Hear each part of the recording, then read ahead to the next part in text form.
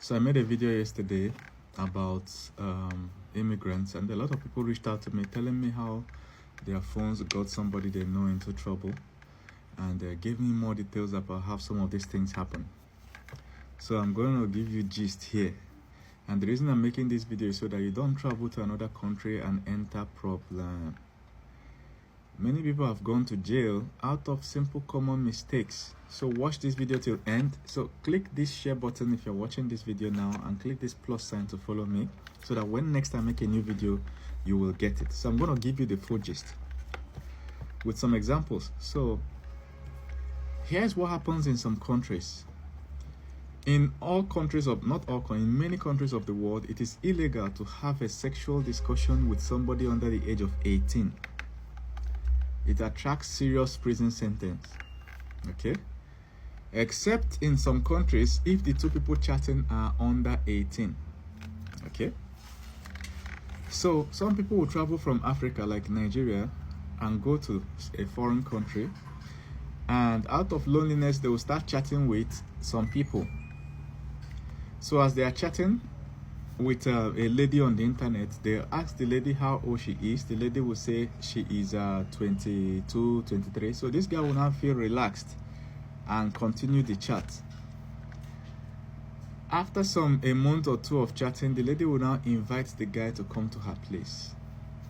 This guy will go and enter train and go to the next city where the lady is. Upon arrival, he will see like 5-6 policemen waiting for him. When they now bring out the lady he came to see, to be a 14-year-old girl. Now he's due for like 7 to 12 years imprisonment for doing what? Sending unsolicited pictures with an underage, communicating sexually inappropriate manner with an underage. Before you know it, 12 charges on top of your head. Each one 1 to 2 years. You don't knock 12 years for prison for chatting. Nobody will even remember that she did not tell you that she's 14, or that she lied to you. That one is not even. Do you understand? Many people don't go jail like that. They think they are communicating with somebody that is of age. Is when you show up, you go no see a trap from the one, a sting operation from the one that the person said hi a month ago. Is a sting operation, and you na mumu it is in Niger. You just go visit woman. You don't know that they have already planned you. So as you are going to a new country, anybody you can't see physically like this, no go visit them. You don't know who it is. Even if she looks 50, you don't know the operation, what they have planned. And this thing usually happens to guys that relocate newly. Fresh guy from Nigeria relocate. You never understand how street be for that country. You understand? You just know, make I just get white woman. If I just date white girl like this, marry white woman, how this that you don't plan your life finish. Before you know it, you're in jail. And once they release you from that jail, they deport you immediately. Imagine a guy of 35 planning to marry at 36. You go out there, more in that 12 years. Before you come back, you don't day 48. You're crossing to 50. Your life don't go. So they don't do that. There's another one of possessing child pornography.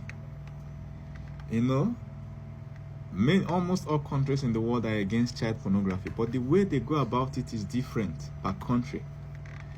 So now, in some country, if they see any child pornography on your phone at all, you don't go. And now, when they are talking about child pornography in your mind, you're not thinking of children of 5 years, 10 years. No. It might be a 17-year-old girl that is 1 month to turning 18.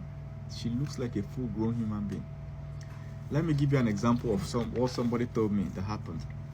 In Niger, you know how some of these ghetto girls will leak their video. You know, OnlyFans, not today Niger. Now all these street girls, they will just be selling their videos for 5K, 10K. So there's a blog. A blog in Niger has a Telegram channel. You know the way bloggers on Instagram will tell you join our Telegram channel for full video. We cannot post it on. So one of those videos leak, and nobody know the age of this girl. So they now went to Telegram.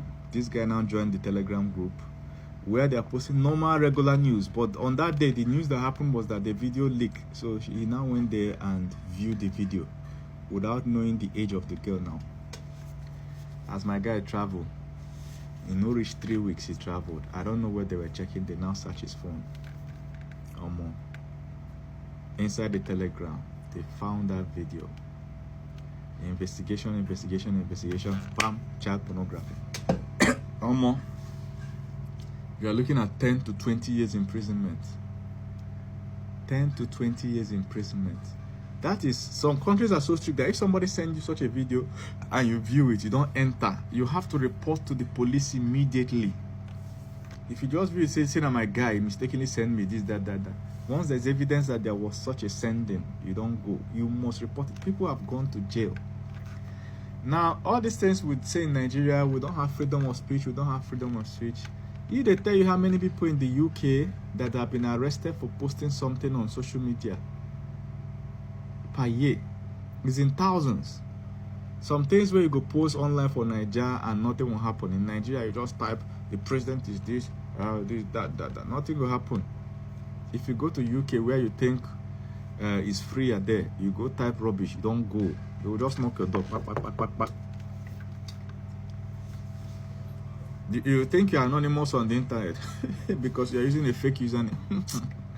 If government want to investigate you, any government of any country, they can catch you within 48 hours. No matter how you fake the social media username.